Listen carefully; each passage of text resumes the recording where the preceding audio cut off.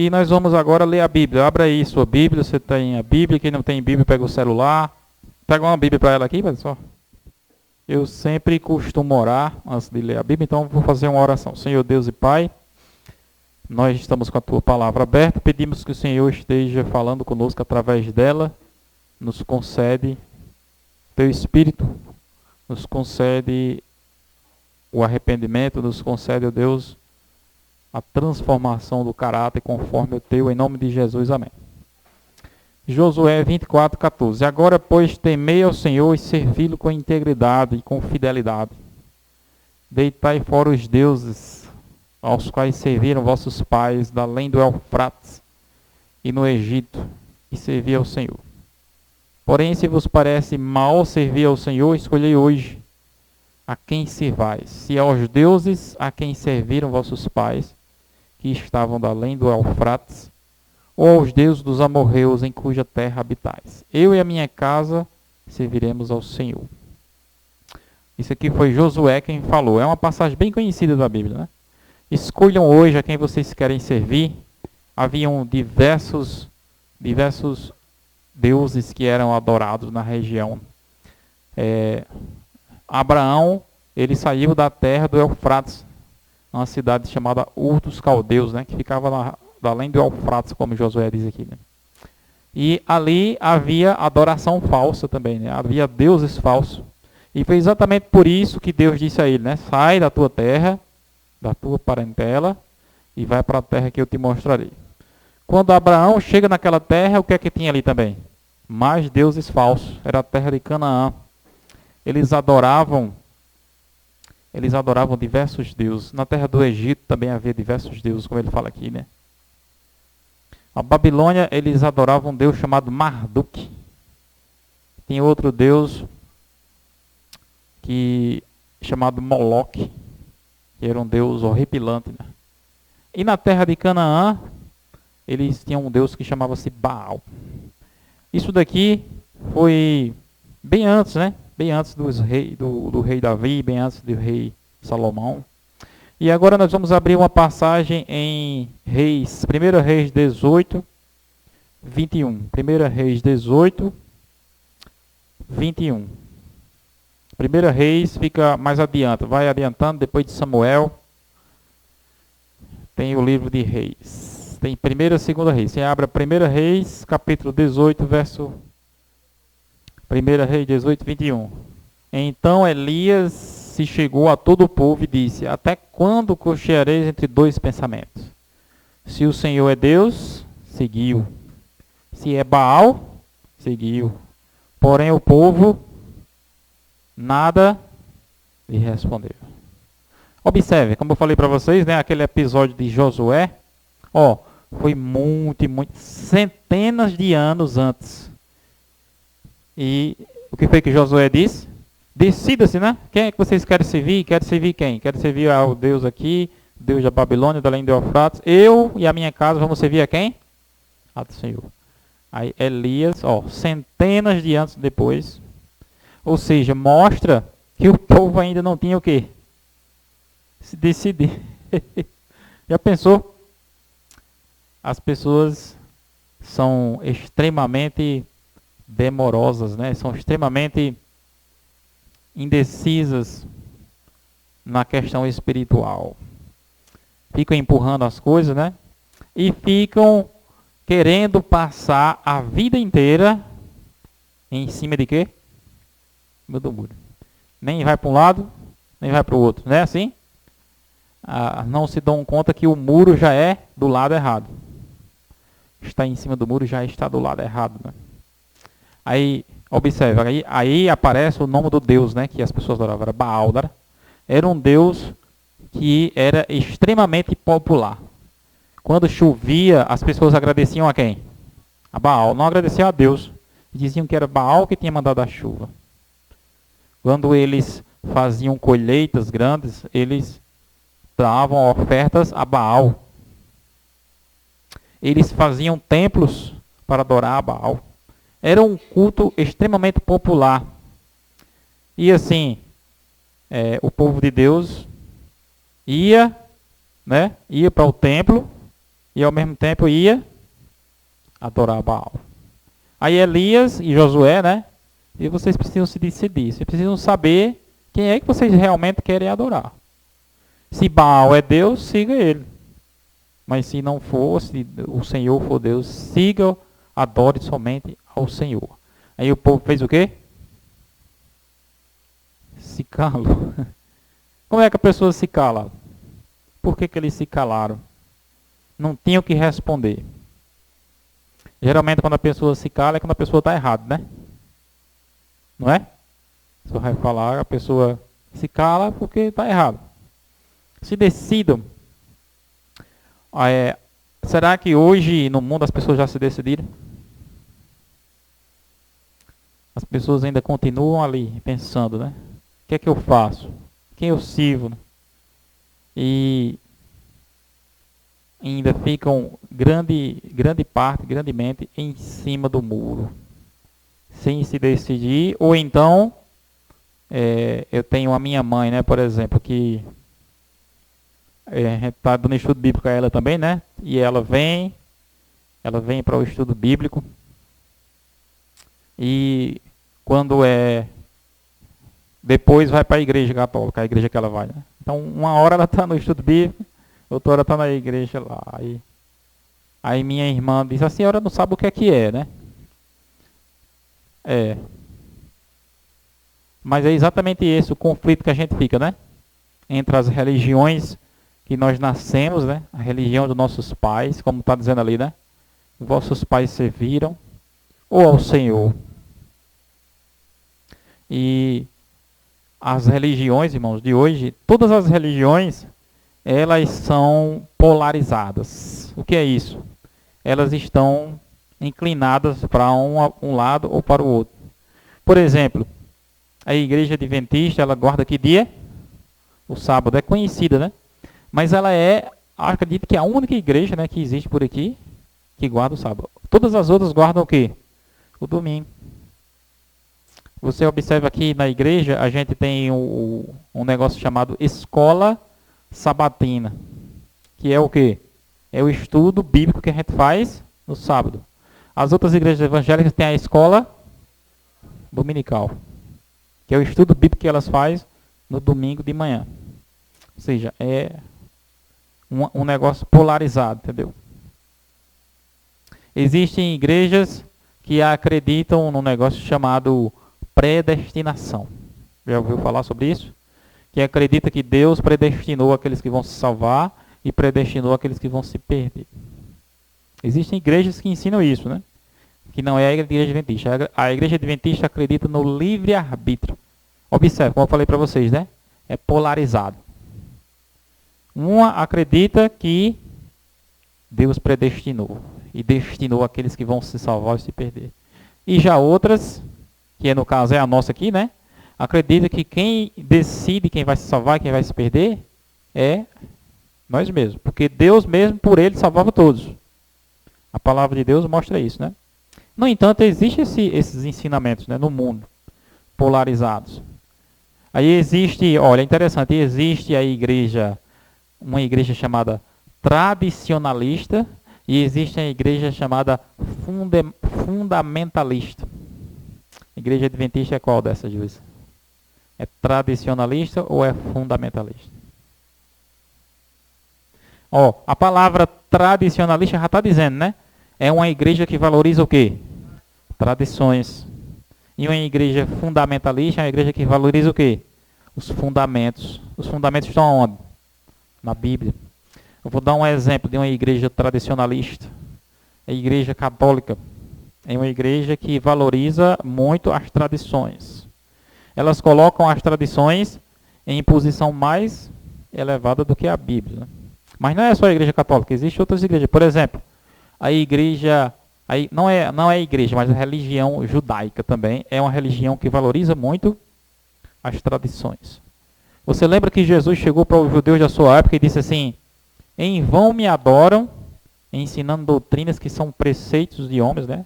E por causa da vossa tradição, vocês invalidam a palavra de Deus.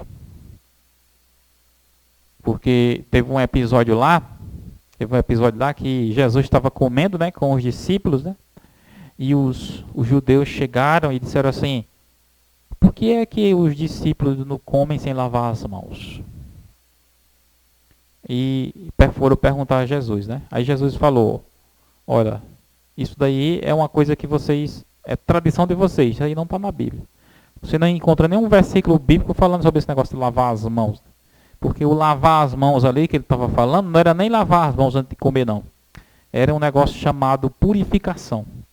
Era uma tradição que eles tinham, você tá entendendo? Na Bíblia não tinha esse negócio assim, vamos lavar as mãos que agora a gente vai comer.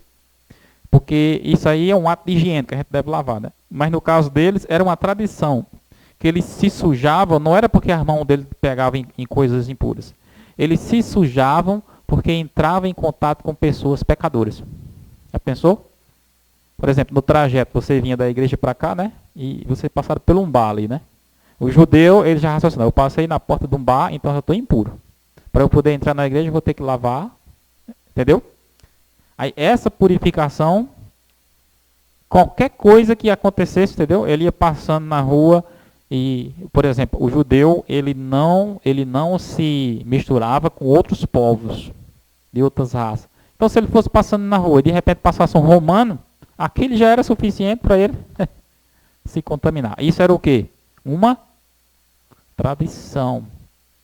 Que eles vinham de muito tempo com essa tradição, né? Aí Jesus disse: olha, vocês estão invalidando a palavra de Deus por causa da vossa tradição. E até hoje existem as tradições judaicas. Existe um livro de tradições judeus chamado Talmud, que é um livro, é que nem a Bíblia, sabe? Eles são 63 livros, que é cheio de tradições. E assim, os judeus, eles valorizam aquele livro igual a Bíblia. Para eles, as tradições são tão valiosas quanto a Bíblia. Então, é uma religião também tradicionalista. Os judeus, eles têm uma tradição muito forte com o sábado, que chega a ser até exagerado, né? Isso, a mulher está ali no dia de sábado se arrumando para ir para a igreja, para a sinagoga, né? E está olhando no espelho. Se de repente ela, ao olhar no espelho, vê algum cabelo branco e ela puxar, ela já está transgredindo o sábado. Já pensou? Tem na Bíblia isso? Não, mas tem na tradição dos judeus. Os judeus, eles andavam com a sandália do sábado, Odivan. Era uma sandália sem prego. Porque naquela época eles faziam sandália, tinha um ferro, tinha um prego, né, que prendia as sandálias. Aí no sábado não podia usar sandália com prego. Por quê? Porque cavava a terra. Aí você estava cavando, estava trabalhando. Era uma tradição. Não está na Bíblia, mas está na tradição, né? Os judeus, eles tinham excesso de cuidado com detalhes. Jesus disse assim: vocês coam um mosquito, né? E engolem um camelo. Ou seja, eles ficavam prestando atenção nessas coisas, né? Num prego, num fio de cabelo, mas ao mesmo tempo dizia assim: Jesus tem que morrer. Quer dizer, se preocupava com coisas simples, mas quando era para matar alguém, ele se aprontava ligeiro, podia ser sábado, podia ser qualquer dia. E é interessante, eu estava vendo no YouTube, até hoje, entendeu? Os judeus, eles continuam da mesma forma. Eles continuam sem acreditar em Jesus, e continuam ainda esperando o Messias. Estão esperando que o Messias venha, entendeu? Para restaurar o templo lá em Jerusalém. Continuou do mesmo jeito, seguindo as mesmas tradições. Aí de repente veio a igreja cristã, né? A igreja cristã, aí é que você vê o que? Ideias, como eu falei, né? Polarizadas. A igreja, como eu falei, na predestinação, existe igreja que não crê na predestinação. Existe o adventista que guarda o sábado, existe as igrejas evangélicas, as igrejas católicas que guardam o domingo. Aí existe a questão do batismo. Por exemplo, o católico batiza crianças, não é assim? Aí o evangélico, tem um evangélico que batiza as pessoas colocando água na cabeça da pessoa, né? Um negócio chamado aspersão. E já há outras igrejas, como a igreja adventista, batiza mergulhando as pessoas no tanque, na água, né? A pessoa precisa mergulhar e sair. Isso chama-se batismo de imersão. É outra polarização que existe na igreja. A igreja, como eu estava falando daquele ponto do fundamentalista, né? E do tradicionalista. O tradicionalista, ele procura uma vida espiritual mais relaxada, entendeu? Sem implicações. Ah, eu vou vestir a roupa que eu quero. Ah, eu vou usar o que eu quero. O fundamentalista, ele procura prestar atenção mais, entendeu? A norma. Não, o que é que está dizendo a Bíblia? Né? O que é que fala a Bíblia? O tradicionalista, ele é mais liberal. Ah, hoje vamos para a igreja, mas amanhã vamos para uma festa. Hoje estamos aqui, comunhão com os irmãos, mas amanhã vamos tomar uma cerveja. Os tradicionalistas, eles pensam assim, entendeu? Que não tem problema de ficar lá e cá. É o liberal tradicional, né? A igreja adventista, ela é uma igreja fundamentalista. E você observar que tem algumas igrejas que tem esse nomezinho, né? Fundamentalista. Que é uma igreja que leva a sério e coloca, acima de tudo, coloca a Bíblia. Coloca a Bíblia acima das tradições. Coloca a Bíblia acima dos interesses e dos gostos pessoais que nós temos, né? O liberalismo, ele começou logo no início do século com o movimento modernista, né? O movimento liberal, que ele procurava exatamente isso. Ele dizia assim, não, Deus, eles quiseram, o liberalismo, ele quis alinhar a Bíblia com a teoria da evolução. Já pensou? Que a teoria da evolução não tem nada a ver com Deus, né? Diz que o homem não foi criado por Deus, que o homem, né, surgiu ali de uma ameba e se tornou um Australopithecus. Tem vários nomes que eles dão lá, né? E foi evoluindo por milhares de anos até se tornar... Do mesmo jeito foi a Terra. A Terra foi criada em eras, né? Diversas eras de milhões e milhões de anos. Quando você vai para a Bíblia é contra tudo aquilo. Se você é fundamentalista, você não pode crer na evolução, porque é oposto àquilo. Né? Mas o tradicionalista, o liberal, ele procura o quê? Alinhar a evolução com a Bíblia. Diz assim, não, Deus não criou o mundo em 6 dias, Deus criou o mundo em 6 eras. Cada dia representava uma era. Para poder ajustar uma coisa, né? Aquilo com uma coisa. E cada vez mais você vê a linha liberal, né, tomando espaço no mundo. Enquanto que a linha fundamentalista, quer dizer, o trabalho do inimigo é exatamente criar esse confronto de ideias, né, polarizadas, para fazer com que haja sempre desunião, contenda, desavença. Né.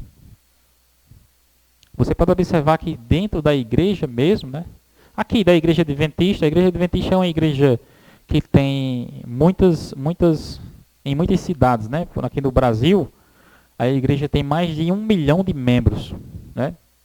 Aqui em Patos, por exemplo, a igreja adventista ela tem umas 7 a 8 igrejinhas assim pequenas, né? E algumas mais maiores. E você observa que a igreja adventista, dentro dela mesmo, ela tem também uns irmãos que são mais o quê? São mais fundamentalistas, né? E tem outros que são mais liberais. Vou citar, por exemplo, os escritos de Ellen White, que é o Espírito de Profecia, que a gente sempre lê, né? Na igreja, a gente sempre estimula as pessoas a ler. Mas você vai ver, se você estudar bem, analisar bem o Adventismo, você vai ver que existem irmãos da igreja que não querem saber de quem? De Ellen White. E já tem aqueles que são o quê? Exagerado demais com Ellen White. Não, Ellen White falou que não deve comer carne, então quem está comendo carne vai para o inferno. Tem aqueles que são assim, entendeu?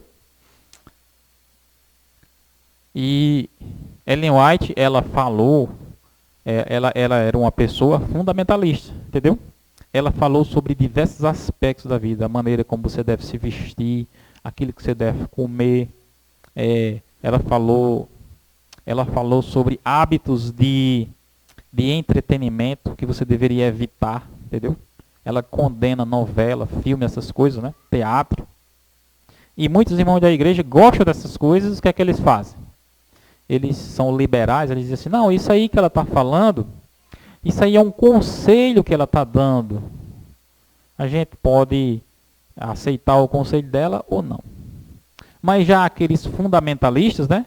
Dizem, não, isso não é um conselho que ela está dando. Isso daí é uma instrução que deve ser seguida. É uma instrução que deve ser obedecida. E toda a vida houve esse conflito, entendeu? No começo, a irmã White, ela morava nos Estados Unidos, né? E a igreja começou a crescer, né? A igreja começou a crescer, a igreja começou a construir hospitais, começou a construir igrejas, começou a construir escolas, né, assim? E Deus, ele sempre revelou a ela detalhes de como deveria ser tudo isso, entendeu? Por exemplo, uma coisa que Deus revelou a irmã White foi o seguinte: as instituições da igreja têm que ser fora da cidade. Escolas, hospitais, têm que ser fora da cidade. E aí começou a gerar conflito com os líderes. Porque eu disse, como é que a gente vai sair da cidade se é na cidade que a gente deve estar atraindo pessoas para vir para o hospital, para vir para as escolas, para vir para as coisas. E aquilo foi gerando. Né? Aí, até hoje no mundo adventista, existem aquelas instituições que procuram seguir mais de perto o que Ellen White falou, entendeu? E aquelas instituições que não estão tão ajustadas com o pensamento dela. Mostrando essas duas linhas, dois fundamentos. Né? E isso, irmãos, isso vai até o fim, né? Aí vai fazendo a mesma reflexão que foi feita no tempo de Josué. A mesma reflexão que foi feita por Elias, né? Até quando vocês vão cogitar em dois pensamentos? As duas linhas, né? O adventismo, a igreja adventista, né? Ela não é exclusivista, né? Ela não diz que é só ela, como tem umas igrejas que diz que é só ela, que para se salvar tem que ser só por meio dela, né? A igreja adventista não diz isso.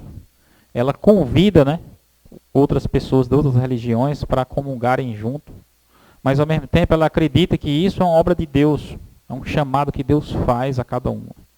No livro de Apocalipse, né, fala assim, sai dela, povo meu, para não serdes participantes dos seus pecados, para não serem cúmplices nos seus pecados e não participar dos seus flagelos. E Deus, ele tem filhos espalhados em tudo que é igreja. Mas Deus sabe que o mundo, ele está subdividido nessa polarização.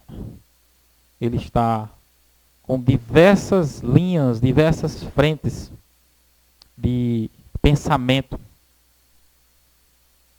Eu estava vendo recentemente também na internet, existem alguns irmãos que eles são antitrinitários, né? A irmã Gorete fez muito tempo parte da igreja Testemunho de Jeová, não foi? Eles são antitrinitários, não creem na Trindade. E existem muitas religiões antitrinitários, que não acreditam que Deus é três, que Deus é Pai, Filho e Espírito Santo, né? Eles acreditam que Deus é só Deus, que Jesus não é Deus, ou que o Espírito não é Deus. Outro tipo de visão que tem, algumas igrejas têm, né? A igreja adventista, ela acredita que tem Deus Pai, que tem Deus Filho, que tem Deus Espírito. Nem todas as igrejas acreditam nisso. E dentro do próprio adventismo tem aqueles que querem criar contenda também por causa disso. Querem criar desavenças. Existe um negócio chamado arianismo. Quando você vai para a Bíblia, o arianismo, ele procura colocar sempre a figura de Deus acima de Jesus e do Espírito, né?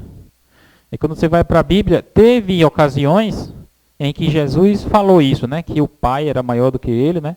Que só o Pai sabia, que só isso, sim. Mas, ao mesmo tempo, teve ocasiões em que Jesus deixou claro, né?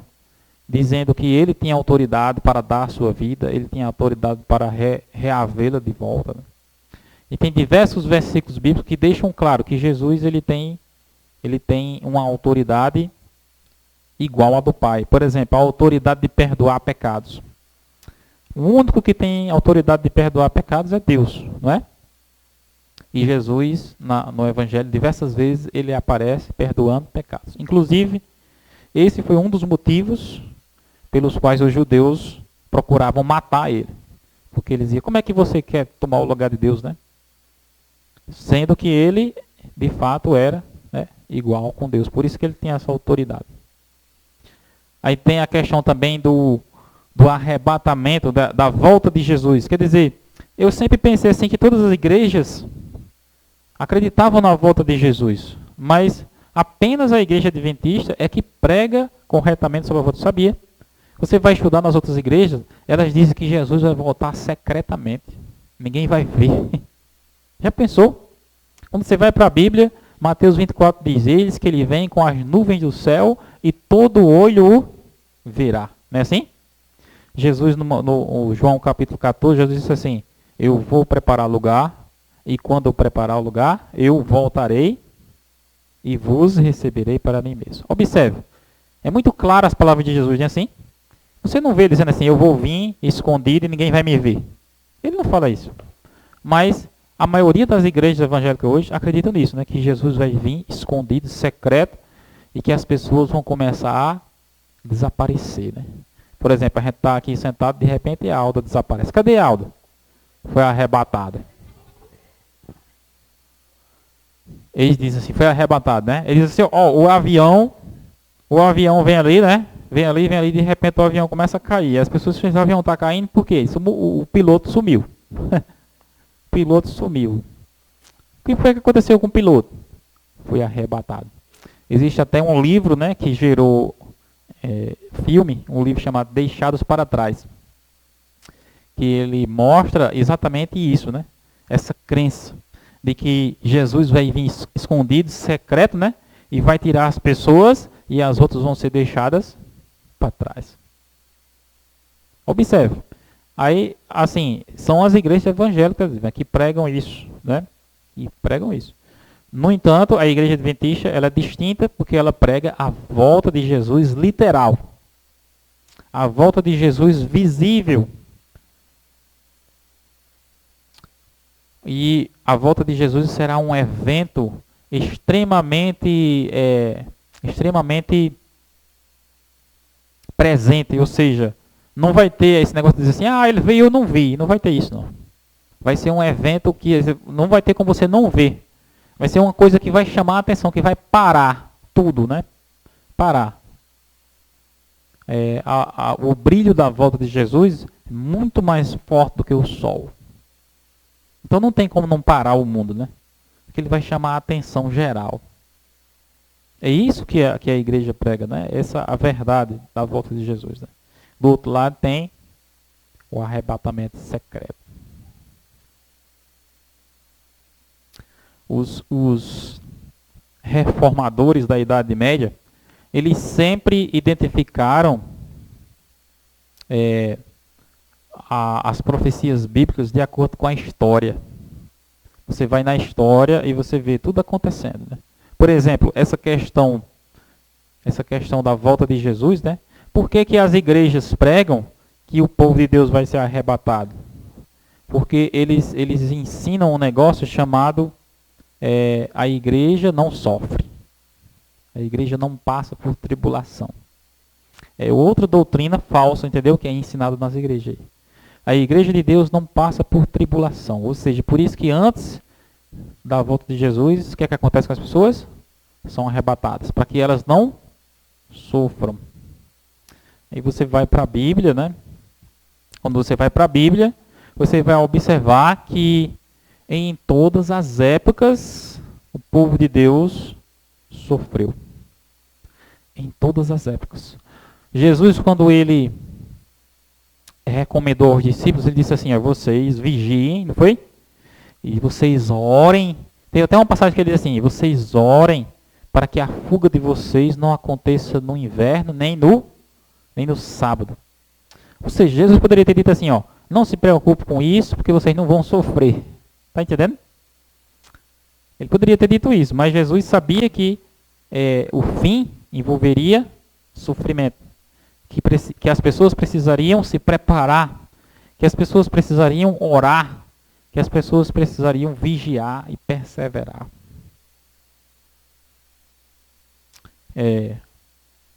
Quando Noé enfrentou o dilúvio, né? Aquilo foi algo extremamente, um sofrimento grande para ele, para os animais ali, né? Já imaginou você passar um ano boiando, né? Com um monte de animal ali dentro daquela arca e você dentro. Quando Deus tirou o povo do Egito e o povo começou a vaguear pelo deserto, quando passou mais ou menos 2 dias, só 3, de repente eles olharam para Moisés e disseram, Moisés, cadê a água?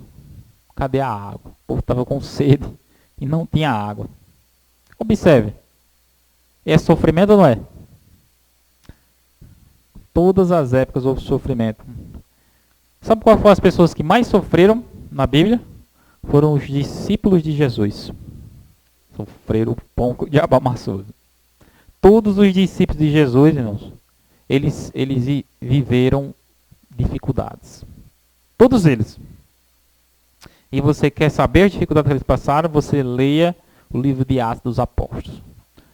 No canto que eles não eram esculhambados, eles apanhavam. No canto que eles não apanhavam, eles eram esculhambados. Entendeu?